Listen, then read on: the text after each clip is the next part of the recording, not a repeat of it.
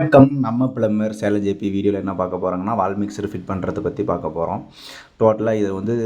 4500 மதிப்புள்ள வால் mixture already வாங்கிட்டு வந்து வீட்டுக்காரங்க வாங்கிட்டு வந்து கொடுத்துட்டாங்க.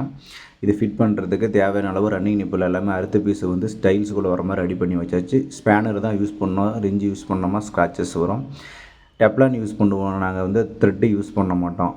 த்ரெட்டு வந்து பார்த்திங்கன்னா அது ஏறுறது டைட்டாக ஏறும். டெப்லான் வந்து கொஞ்சம் ஏறுறதுக்கு ஃப்ரீயாக ஏறும். இவர் தான் ஃபிட்ரு தினேஷ்குமார். இவர் வந்து ஃபிட் பண்ணுற அப்படி இது வந்து 18-19 ஸ்பேனரு, அது 30-32 ஸ்பேனர் வந்து மேலே அந்த நட்டு டைட்டு வைக்கிறதுக்கு தேவையான அளவு ரெடி பண்ணி வச்சுட்டு கரெக்டாக யூஸ் பண்ணி ஃபிக்ஸ் பண்ணி வச்சாச்சு.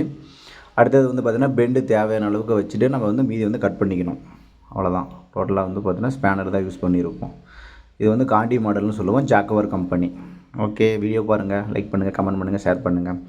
தேங்க்யூ.